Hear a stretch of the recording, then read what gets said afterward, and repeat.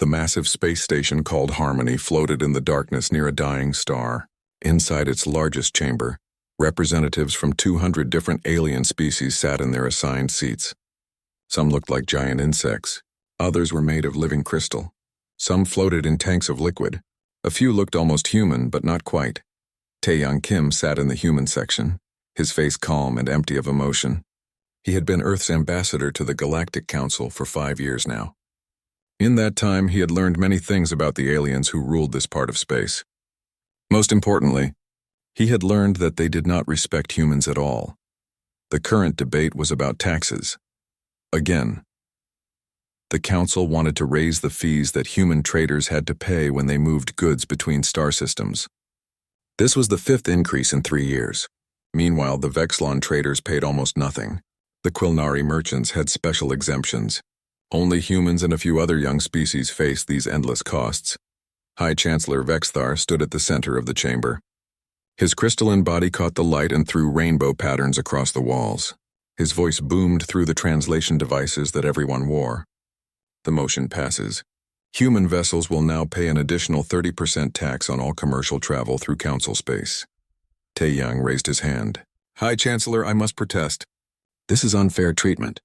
Our traders already pay more than most species in this council. Vexthar's crystalline face somehow managed to look annoyed. Your species has been part of this council for only 23 years. You are children compared to civilizations that have existed for millions of years. Children do not dictate terms to their elders. Several alien representatives made sounds that the translators interpreted as laughter. Gurim, the trade minister who looked like a massive slug with too many eyes, added his own thoughts. If humanity cannot afford to participate in galactic commerce, perhaps they should return to their single star system and leave trade to those who understand it. More laughter. Always more laughter when aliens talked about humans this way. Tae-young had heard it hundreds of times. They thought humans were primitive, weak, stupid, useful only for the advanced medical treatments and technology that human scientists somehow kept producing, but not worthy of real respect. 3 weeks ago, a human research ship had been seized by council forces. The ship had been scanning a nebula, using sensors that human engineers had invented. But the nebula was near Telraxian space, and the Telraxians claimed that humanity had stolen the scanning technology from them. They hadn't. Everyone who understood the science knew they hadn't, but the council had sided with the Telraxians anyway and impounded the ship. 20 human scientists were still in detention, waiting for a trial that might not happen for years. Tae-young stood up. The chamber grew quiet. Humans rarely spoke these days. They had learned that their words meant nothing here. High Chancellor, Tae-young said, his voice steady and clear. Humanity withdraws from the Galactic Council, effective immediately. Consider all treaties and agreements void. For a moment, nobody moved. Then Vexthar's laughter rang through the chamber. You cannot be serious. You would abandon the council over a simple tax increase? Not just the tax, Tae-young replied. Everything. The constant disrespect. The unfair laws. The theft of our people and property. We came to this council seeking friendship and cooperation. You treated us like servants. So we are leaving. With that, Tae-young walked toward the exit. Every human in the chamber stood up at the same moment and followed him. The timing was perfect, practiced. Within seconds, the human section was empty. Vexthar's voice boomed after them. You will regret this. Humanity needs the council far more than the council needs you. Tae-young did not look back. Within 1 hour, every human embassy in council space began shutting down. Staff members packed essential items and destroyed sensitive documents. Within 3 hours, human trade stations went dark. By the 6th hour, every human ship in council space had turned toward home and begun the journey back to Earth. The aliens watched with confusion and amusement. Some thought it was a bluff.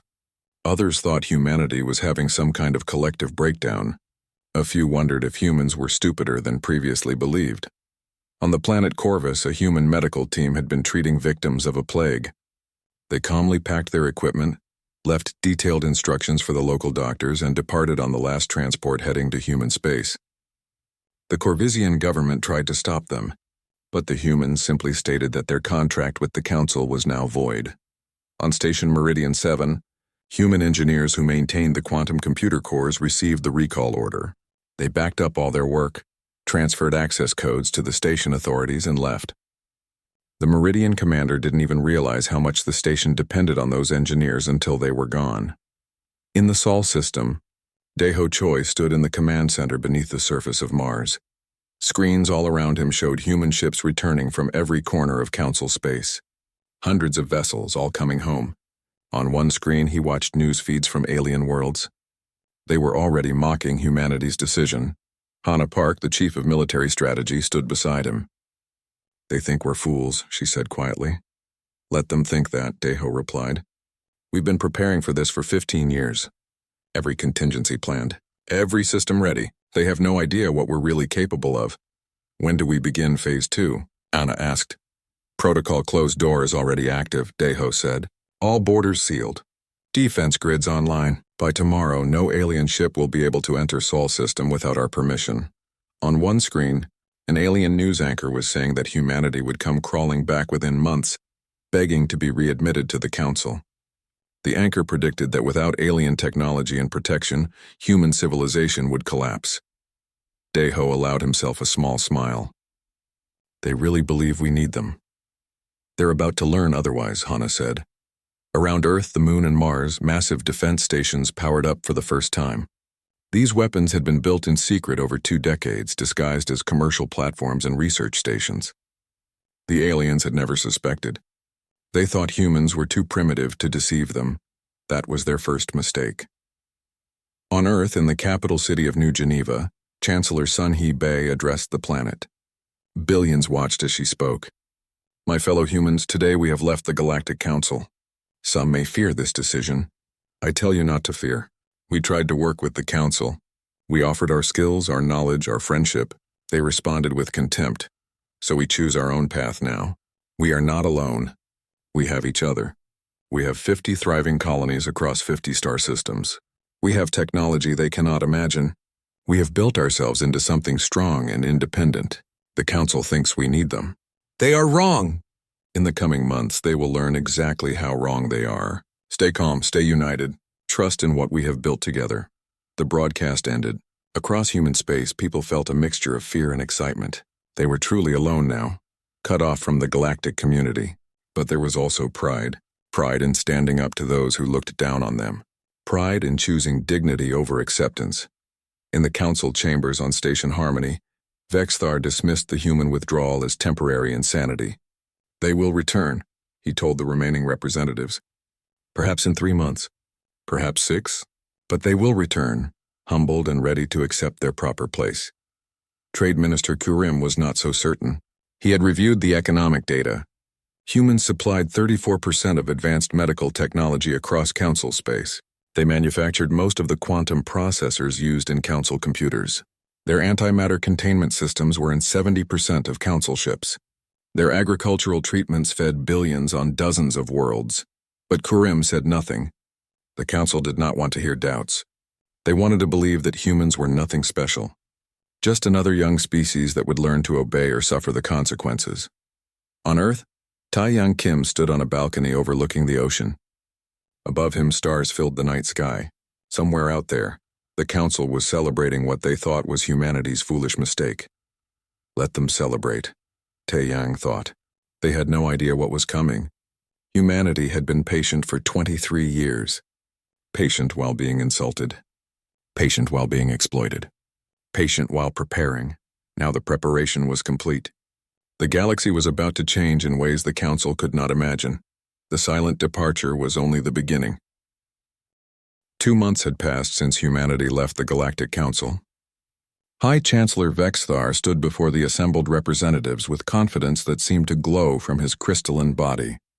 Around him, the Council chamber was full again. Everyone wanted to hear about the human problem. "My fellow Council members," Vexthar announced, his voice carrying to every corner of the massive room. "Humanity has had time to reconsider their foolish decision. Their economy must be collapsing by now. Their people must be suffering without access to our markets and technology. I predict they will send ambassadors begging for readmission within the next standard month." Morgath, an ambassador from the hegemony, who looked like a 7-foot-tall lizard, nodded his massive head. "Young species always think they can stand alone. They always learn they cannot. It is the natural order of things. The Council voted immediately to impose complete sanctions on humanity. No trade, no communication, no technology exchange. Any Council species caught dealing with humans would face severe penalties.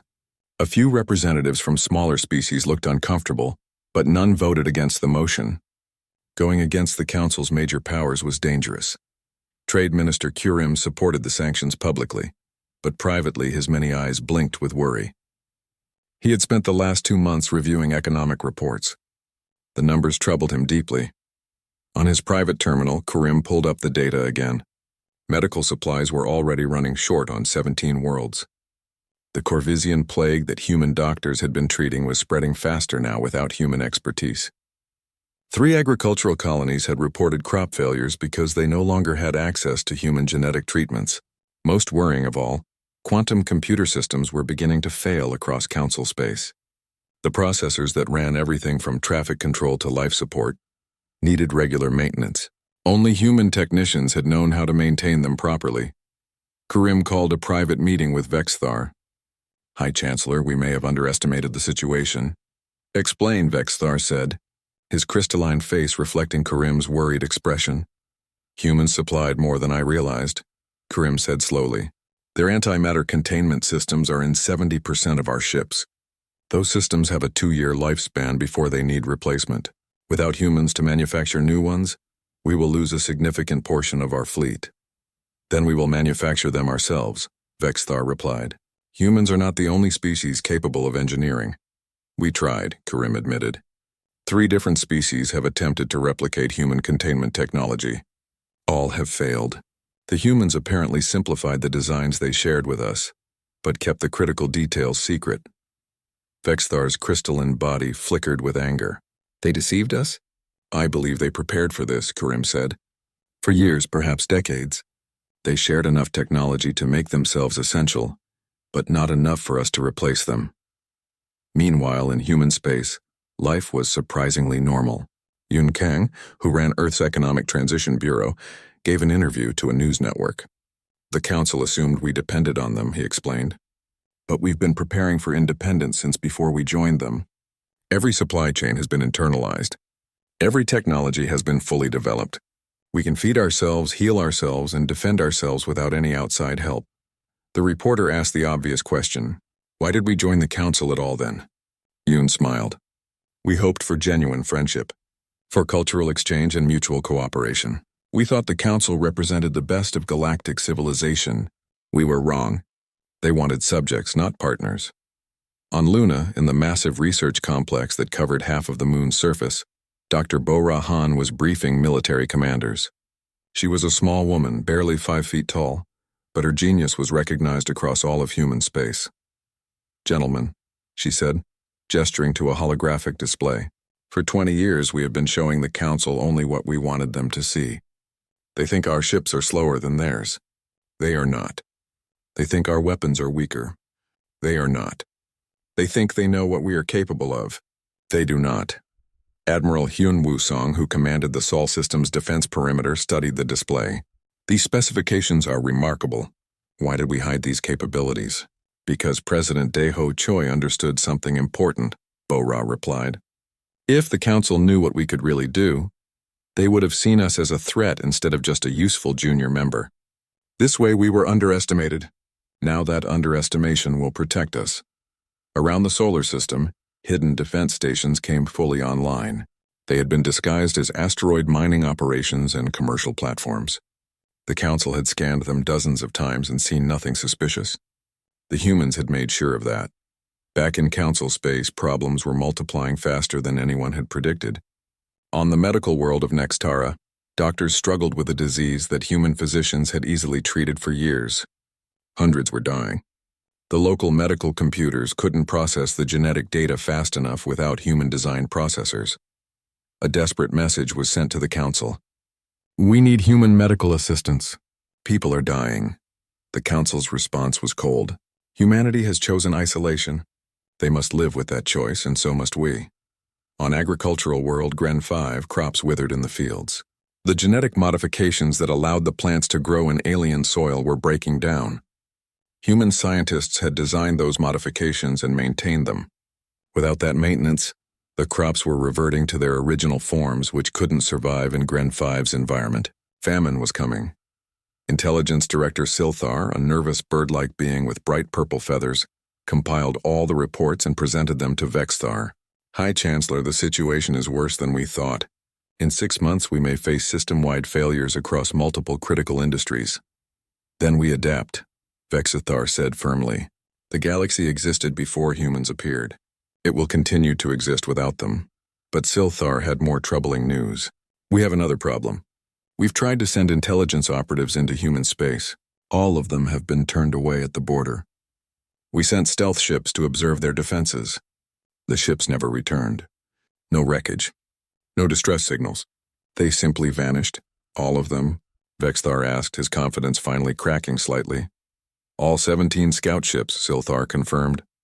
High Chancellor, I believe humans have military capabilities far beyond what they showed us. Several of the Council's more aggressive members pushed for a military solution. Fleet Admiral Corvex, a hulking warrior from a species that had conquered half a dozen worlds, proposed a plan. Send an armada to Sol system. Not to attack, but to intimidate. Show them our strength. Remind them that they are a tiny nation of only 50 systems facing a council that controls thousands.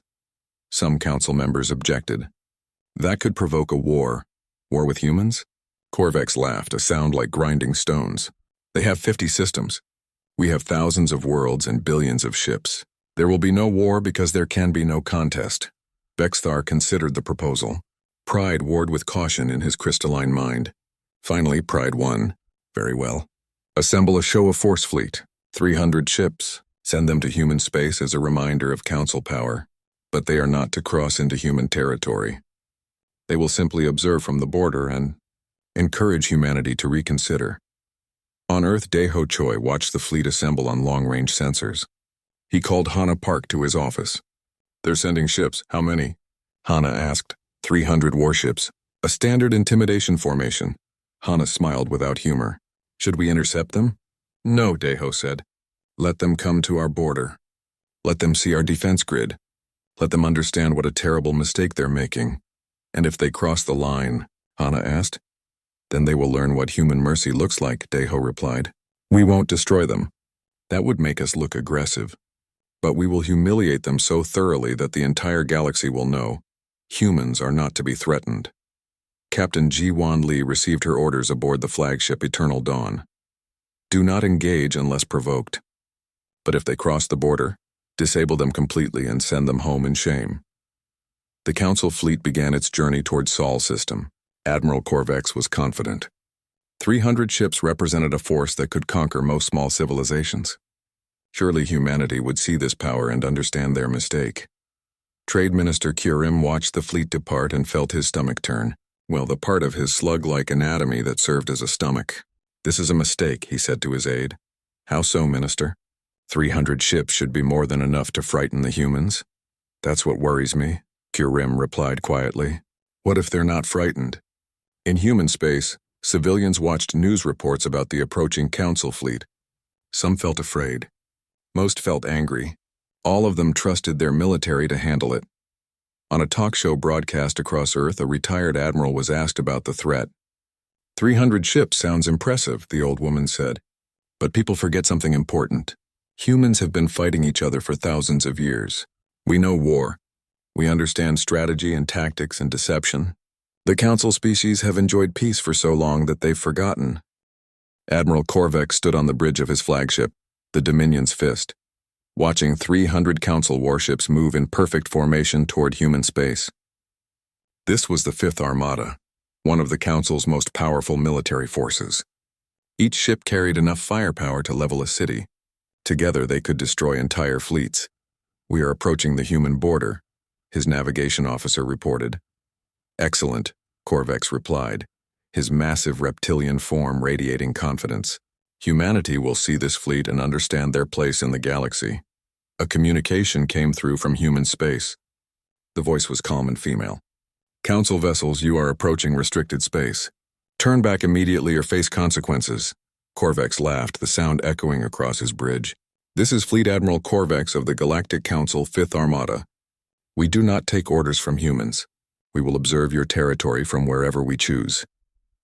You have been warned, the human voice replied. Then the channel closed. Primitive threats, Korvax muttered. Continue forward. The fleet crossed the invisible line that marked human space. For 30 seconds, nothing happened. Then suddenly every ship's alarm began screaming at once. Admiral, we're being targeted, the tactical officer shouted. Weapon signatures appearing all around us. From where? Korvax demanded. I see no human ships. It's not ships, sir. It's the asteroids, the space stations, even the empty space itself. Everything around us is lighting up with weapon signatures. On Earth, Commander Hyunwoo Song watched his displays with satisfaction. The defense grid had activated perfectly. Thousands of automated platforms hidden throughout the outer solar system had locked onto every council ship simultaneously. 37 minutes, he said to his staff. I predict their fleet will be completely disabled in 37 minutes. Without destroying them? An officer asked. Without destroying them, Hyunwoo confirmed. We want them to go home and tell everyone what happened. Dead men can't deliver messages. The council fleet tried to fight back. They fired on the platforms they could detect. Some platforms were destroyed, but for every one they destroyed, 10 more appeared. The human defense network was massive, layered, and intelligent. It adapted to every tactic the council ships used. Shields failing on decks 7 through 12. Someone shouted on Korvax's bridge, "Weapons offline." Another voice called out, "Engineering reports main power fluctuating." Korvax watched in horror as his mighty flagship became helpless. Around him, the same thing was happening to every ship in the fleet. Human weapons weren't destroying them. Instead, they were surgically disabling every critical system. Weapons went offline. Engines stopped responding. Even basic navigation failed, but life support kept working. Communications kept working. The humans wanted them alive and able to call for help. 37 minutes after crossing the border, exactly as Hyunwoo had predicted, 300 council warships drifted in space like dead metal. Not one of them could move under its own power. Captain Ji-won Lee's voice came over every council ship's communication system. Council fleet, you were warned. You chose to ignore that warning. Now you are disabled. We are dispatching recovery vessels to tow you back across the border. You have 4 hours to attach tow lines. If you resist, we will leave you here. If you cross this border again, we will not be so courteous. Consider this humanity's final warning. Korvax wanted to refuse. Pride demanded it. But looking at his dead ship and his stranded fleet, he had no choice. When the human recovery vessels arrived, they were massive industrial ships designed for moving asteroids. They attached tow lines to the council warships like they were hauling scrap metal. The entire galaxy watched. The council had tried to keep it secret, but someone on one of the ships had broadcast the whole thing. Every species with access to galactic communication networks saw the mighty Fifth Armada being dragged home in shame. In the council chambers, Vexthar's crystalline body showed actual cracks. Stress fractures from the immense pressure he was under. How, he demanded. How did they disable 300 warships without even showing themselves? Intelligence Director Silthar had been studying the battle data. High Chancellor, the humans have defensive technology decades ahead of anything we possess. Those weapons platforms, they're using principles of physics that our scientists don't fully understand, and that's just their automated defenses. We still haven't seen their actual fleet? Their fleet? Vexthar asked weakly. The Eternal Dawn and approximately 200 other human warships are still sitting in Earth orbit, Silthar explained. They never even deployed. Everything that happened to our fleet was done by unmanned platforms. The news spread through the council like poison. Species that had laughed at humanity's departure were now silent. The small species that had been considering secret contact with humans now did so openly. Why should they fear council punishment when the council had just been humiliated?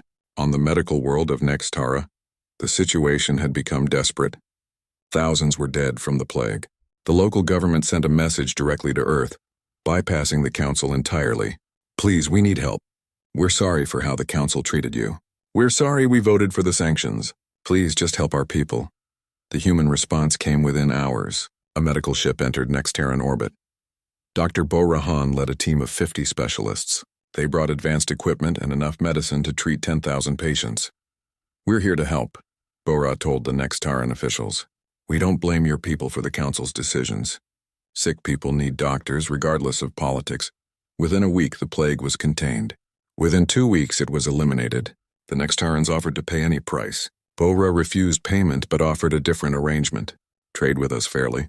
Treat us with respect. That's all we ask. Similar scenes played out on a dozen other worlds. Agricultural worlds facing famine received human seed stocks and technical assistance. Industrial worlds with failing computer systems received human technicians. Every time the humans asked for the same thing: fair trade and mutual respect.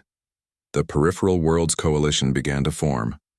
These were smaller species, ones that the Council had often ignored or exploited. They saw what humanity offered and wanted it for themselves.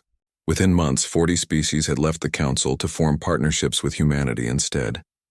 Trade Minister Kurim compiled a devastating report. High Chancellor, we are losing control. 40 species have withdrawn from the Council. Another 60 are considering it. Our economy has contracted by 18%. Critical supply chains are collapsing. And the humans are thriving. That's impossible, Vexthar said, but his voice lacked conviction. They planned this for years, Karim explained, perhaps decades. Every technology they shared with us had a dependency built in. Every treaty they signed had carefully worded exit clauses. Every system they helped us build required their maintenance. They made themselves essential while we believed we were using them. Military theorist Rexthor published a paper that sent shockwaves through Council space. Analysis of human military capability. A sobering assessment became required reading for every Council military officer. The paper's conclusion was simple and terrifying. We assumed human restraint indicated weakness. We were wrong. Evidence suggests humanity has possessed military superiority over Council forces for at least a decade, possibly longer. They could have conquered Council space at any time. They chose not to. This was not weakness. This was mercy. We mistook mercy for inability. The Fifth Armada incident demonstrates that humans can disable our most powerful forces without even deploying their actual military. The question is no longer whether humans are strong enough to stand against the Council. The question is whether the Council is strong enough to stand against humanity if they choose to act. On Earth, Ambassador Taeyang Kim read Rexthor's paper with a mixture of satisfaction and sadness. They're finally starting to understand, he said to Mi-young-an, his diplomatic historian. Understanding comes too late sometimes, Mi-young replied. She had been reviewing records of every diplomatic meeting between humans and the Council over 23 years. Look at this pattern. Every time we offered cooperation, they demanded submission. Every time we showed strength, they called it arrogance. Every time we asked for fairness, they laughed. Do you think they can change? Taeyang asked. Some of them, Mi-young said. The smaller species are already changing. They see what we offer. But the great powers, the ones who run the Council, their pride won't allow them to admit they were wrong. In Council space, that pride was about to cost them even more. Despite the disaster of the Fifth Armada, some members called for an even larger military response. We must restore respect for the Council, they argued. We cannot allow this insult to stand. Corvex, humiliated but still influential, proposed assembling a fleet twice the size of the first. 600 ships, he said. A force so overwhelming that even human arrogance will break before it. Some Council members urged caution. Raketh, a junior representative from a species of gentle amphibians, stood up to speak. Perhaps we should reconsider our entire approach. Humanity left because we treated them poorly. They defeated our fleet because we threatened them. Maybe the answer isn't more threats. 1 year had passed since humanity left the Galactic Council. The mighty Council chambers on Station Harmony looked different now. Half the seats were empty. Species that had belonged to the Council for thousands of years had simply stopped attending meetings. What was the point? The Council couldn't protect them, couldn't feed them, couldn't even keep the peace anymore. High Chancellor Vexthar sat in his elevated seat, and everyone could see the cracks running through his crystalline body. Real physical cracks spreading like spiderwebs through his structure. Stress had done this, the stress of watching everything he had known collapse around him. Order, he called out weakly. We must have order, but there was no order. 2 Council members were shouting at each other across the chamber. A territorial dispute that would have been settled peacefully last year had turned into threats of war. Without human diplomats to mediate, without human technology to share, the Council's civilizations were turning on each other. Trade Minister Kurim approached Vexthar privately after the disastrous session ended. "High Chancellor, I have the latest economic reports." "I don't want to hear them," Vexthar said quietly. "You need to hear them," Kurim insisted. "Our economy has contracted by 47%. 47% in 1 year. 12 agricultural worlds face famine. Medical systems are failing across 63 planets. Our computer networks are degrading daily. Ships are being grounded because their antimatter systems have expired and we cannot replace them. We should have learned to manufacture those systems ourselves," Vexthar said. "We tried," Kurim replied. "Every species with advanced engineering capability has tried. They all failed. The humans made it look simple, but the technology requires precision at the quantum level, a precision that apparently only human engineers possess." Vexthar's crystalline form seemed to dim. "How did we not know? How did we not realize they were this advanced?" "Because they hid it from us," Kurim said. "And we were too arrogant to look closely. We saw what we wanted to see, a young, primitive species that needed our guidance. We never saw what they really were. In human space, the picture was completely different. The 50 human colonies had expanded to 200 thriving settlements. New worlds were being terraformed using techniques the Council had never imagined.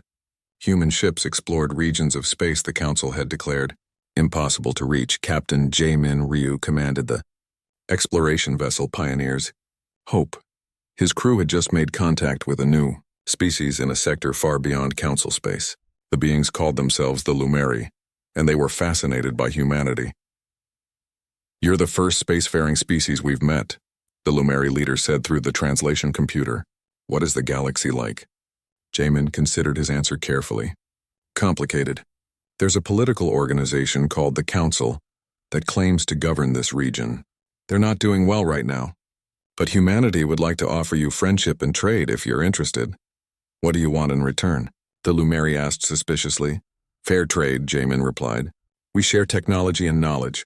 You share what you have. Nobody dominates anybody. That's how we believe civilizations should interact." The Lumeri agreed. They became the 81st species to join what humans were calling the Commonwealth. Unlike the Council, the Commonwealth had no supreme leader. Every species had equal representation. Decisions required consensus.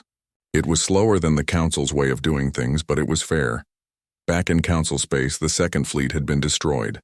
600 ships had crossed into human territory despite the warnings. This time, humans hadn't disabled them. This time, every ship had been destroyed so completely that there was no wreckage to recover. No survivors to tell the story. Just 600 ships that simply ceased to exist. The galaxy watched in horror. Some species blamed humanity for the massacre. Others pointed out that humans had warned the Council twice. The fleet had crossed a clearly marked border with hostile intent. What did they expect would happen? Military theorist Rex Thor published a second paper, The 600, an analysis of predictable tragedy. His conclusion was damning. The Council sent 600 ships to threaten a species that had already demonstrated the ability to disable 300 ships without effort. This was not strategy. This was suicide born of pride. Humanity did exactly what they said they would do. The tragedy is not that the Council fleet was destroyed. The tragedy is that the Council leadership was warned and chose to ignore those warnings. Every death is on their hands, not humanity's. The Peripheral Worlds Coalition had grown to include 140 species now. These were the smaller civilizations, the ones the Council had always ignored. They flourished under human partnership. Their economies grew. Their people were healthier. Their technology advanced rapidly with human assistance. Talmora, leader of the coalition, gave an interview to a galactic news network. The Council told us we were inferior because we were small. Humanity tells us we're valuable because we're unique. The Council taxed us until we struggled. Humanity trades with us fairly. The Council laughed when we asked for help. Humanity sends doctors and teachers. The choice is obvious. On Earth, Chancellor Sun Hee-Bei met with her advisors. They were discussing what to do about the Council. "They're collapsing," Dae Ho Choi reported. "At the current rate, the Council will cease to exist within 2 years. Do we want that?" Sun Hee asked. "Complete collapse means chaos. Billions could suffer." They brought it on themselves, Hannah Park said, but without satisfaction. She looked tired. They all did. We're not cruel, Sun He replied. We left the council because they treated us badly. Not because we hate them. We wanted respect, not revenge. Mi-Young-an, the diplomatic historian, spoke up. The question is whether they can change. Can they learn? Or will pride destroy them completely? Some of them are learning, said Yun Kang, who managed economic relations with non-council species. The smaller species see the truth. Some of the mid-sized civilizations are coming around. But the great powers? The ones who ran the council? They're still in denial.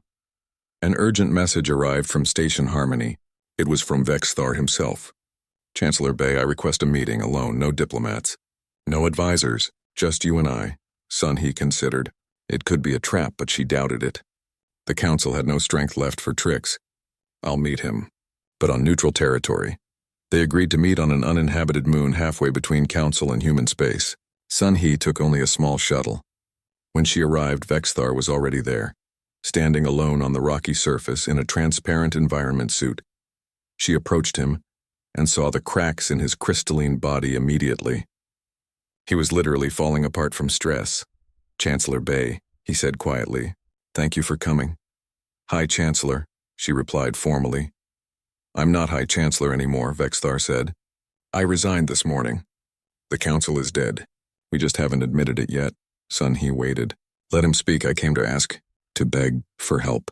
Not for me. For the billions of ordinary people suffering because of my mistakes, because of our arrogance, and what kind of help? Sun He asked. Medical aid for the plague worlds, food for the starving colonies, technical assistance for our failing infrastructure. Vexthar's voice cracked. I know we don't deserve it. I know we treated you terribly. But please don't punish innocent people for our sins. Sun He looked at the broken leader before her. Once he had been confident, arrogant, dismissive of humanity. Now he was just a tired being who had watched his civilization crumble because he refused to see the truth until too late. We'll help, she said finally, but not on the old terms. The council is finished. What comes next must be different. Anything, Vexthar said desperately. Just please help them. Here are our conditions, Sun He said. The council is dissolved. In its place, we create a new organization. The Commonwealth of Worlds. Every species has equal representation, regardless of size or age. Fair trade is mandatory. Exploitation is forbidden. Species that join agree to treat all other members with respect, and humanity doesn't rule it. Nobody does. It's governed by consensus. Vexthar was quiet for a long moment. You're asking us to abandon everything we were. We're asking you to become something better, Sun He replied. The council was based on hierarchy and domination. The Commonwealth will be based on cooperation and mutual respect. The galaxy will be stronger for it. What if some species refuse? Vexthar asked. Then they remain independent, Sun He said. We won't force anyone. But they won't receive Commonwealth benefits either. No aid, no trade preferences, no protection. They'll truly be alone. And you trust this will work? Vexthar asked. You trust that species will choose cooperation? No, Sun He admitted. We hope they will. But we'll build the Commonwealth regardless. Species will join when they see it works, just like the peripheral worlds did. Vexthar looked up at the stars. Somewhere out there, his former empire was dying. He could cling to the past and watch it all burn, or he could embrace change and maybe save something from the ashes. I'll carry your proposal to the council, he said finally. I cannot promise they'll accept. Then the people will suffer, Sun He said sadly, and their leaders will bear that responsibility. She returned to her shuttle. 3 years after humanity left the Galactic Council, the galaxy looked completely different. The great council chambers on Station Harmony were dark now, abandoned. The massive diplomatic hub had become a ghost station, its halls empty and silent. On Earth, in the city of New Geneva, a different kind of chamber had been built. This one was called Unity Hall, and it was far larger than the old council building. It needed to be. 300 species had representatives here. 300 different civilizations, all with equal voices. Veshkara, the new leader chosen by the former council species, stood at the entrance to Unity Hall. She was nervous. Her people, the Velthari, had been part of the original council. They had voted for the sanctions against humanity. They had laughed when humans left. Now she was here to beg for forgiveness and admittance to the Commonwealth. Chancellor Bay will see you now, a human aide said politely. Veshkara entered the office. Sunhee Bay sat behind a simple desk, reviewing documents on a holographic display. She looked up and smiled warmly. Representative Veshkara, please sit. Veshkara sat, though her species usually stood. Everything about this meeting was uncomfortable. 3 years ago, humans had been the ones standing in council chambers, waiting for permission to speak. Now the roles were reversed. I come with a formal request, Veshkara began. The Velthari wish to join the Commonwealth of Worlds. We understand that this will require acceptance of your terms and acknowledgement of our past mistakes. Sunhee nodded slowly. What specifically are those mistakes? The question was gentle but firm. Veshkara took a breath. We treated humanity as inferior. We exploited your generosity and your technology. We laughed at your withdrawal instead of asking why you felt it necessary. We sent military forces to threaten you rather than seeking to understand our errors. And when you offered us a chance to change, many of us rejected it out of pride. And now? Sunhee asked. Now we see the truth, Veshkara said. The Commonwealth thrives while our former territories struggle. Your member species are peaceful and prosperous while we face constant conflicts. You achieved more in 3 years through cooperation than the Council achieved in 10,000 years through domination. Sunhee stood and walked to the window. Outside, representatives from dozens of species walked through gardens, talking and laughing together. Former enemies were now friends. Do you know why we left the Council? Sunhee asked. Because we treated you poorly, Veshkara replied. That was part of it, Sunhee agreed. But not all. We left because the Council's fundamental philosophy was wrong. You believed that older civilizations were wiser, that bigger empires were stronger, that hierarchy was natural and necessary. But we humans have a different belief. We think all beings deserve respect regardless of age or size. We think cooperation is stronger than domination. We think diversity makes us stronger, not weaker. We understand that now, Veshkara said. Will you let us join? Sunhee turned to face her. That's not my decision to make. Every species in the Commonwealth gets a vote. If they accept you, you're in. If not, you remain outside. They may not forgive us, Veshkara said quietly. Some won't, Sunhee admitted. But some will. That's the beauty of the Commonwealth. No single voice decides everything. We build consensus. The vote took place the next week. 300 species considered whether to admit the Velthari. Many remembered how the Velthari had supported the Council's harsh policies. But they also saw that Veshkara had worked hard to change her people's attitudes over the past year. The vote passed. Not unanimously, but with clear majority. The Velthari joined the Commonwealth. Over the next months, more former Council species applied and were accepted. Each had to acknowledge their mistakes. Each had to accept equal status with all other members. For proud civilizations that had ruled for thousands of years, this was incredibly difficult. But the alternative was isolation and decline. Not everyone chose the Commonwealth. 20 species from the old Council refused to join. They couldn't accept equality with younger or smaller civilizations. They formed their own alliance, calling it the Federation of Sovereign Worlds. It was smaller than the Commonwealth, but still significant. Let them go their own way, Chancellor Sunhee Bay told her advisors. We won't force anyone. That would make us no better than the old Council. Ambassador Tae-Yang Kim, now retired but still influential, met with Sunhee privately. Some of the Federation species are spreading rumors about us. They claim we engineered the Council's collapse, that we manipulated events to seize power. Did we? Sunhee asked with a slight smile. We prepared for independence, Tae-Yang said carefully. We saw the Council's flaws and made contingency plans. But we didn't make them treat us poorly. We didn't force them to be arrogant. They chose that path themselves. Exactly, Sunhee agreed. We simply refused to accept disrespect. If that caused the Council to collapse, the fault lies with them, not us. On a Commonwealth ship called the Unity's Promise, Captain Jiwan Lee led the first joint exploration mission beyond the galactic rim. Her crew included humans, Lumeri, Velthari, and 20 other species. They worked together perfectly, each bringing unique skills and perspectives. Contact on long-range sensors, the Lumeri navigator reported. Unknown vessel. Design doesn't match any known species.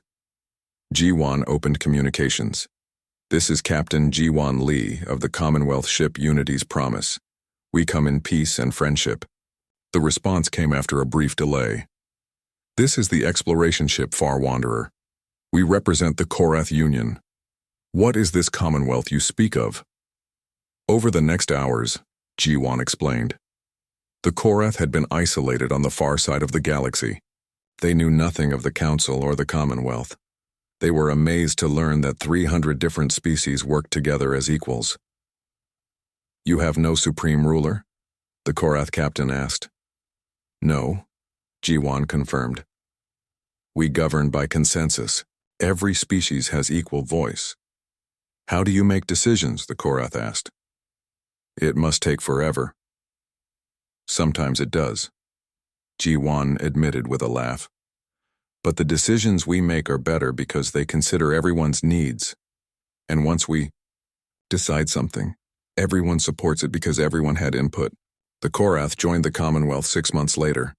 They became the 301st member species.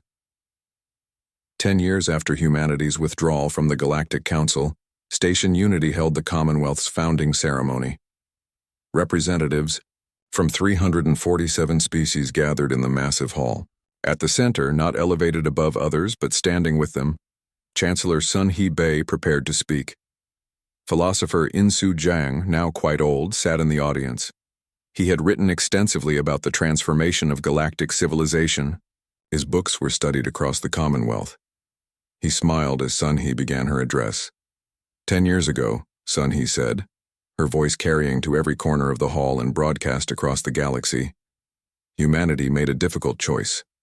We left the Galactic Council not out of anger but out of necessity. We could not remain in an organization that treated us as lesser beings. Some said we were foolish. Some said we would fail. Some said we needed the Council more than the Council needed us.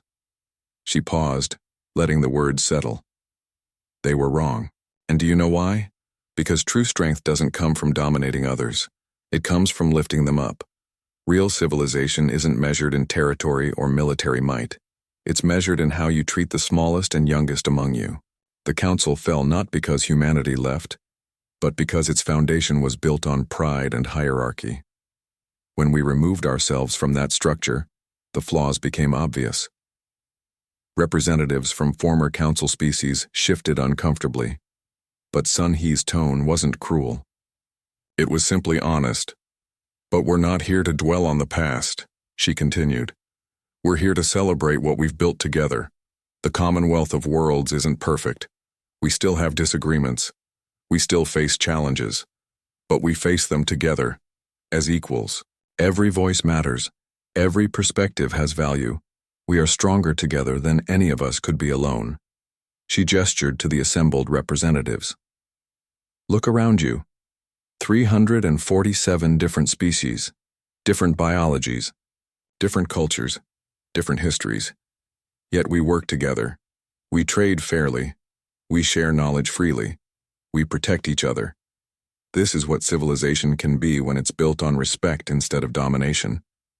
The hall erupted in applause, not just polite diplomatic applause, but genuine celebration. In the audience, former High Chancellor Vexthar sat quietly. His crystalline body had been repaired by human medical technology.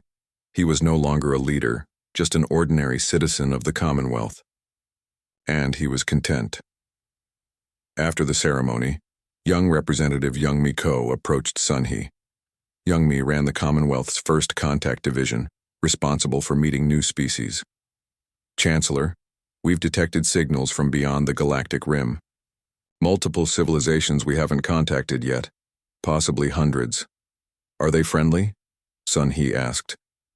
Unknown, Youngmi replied, but I believe we're ready to meet them, whatever they're like. The Commonwealth has proven that different species can work together. We have 347 examples of cooperation. When we meet these new civilizations, we can show them there's a better way than conquest and domination.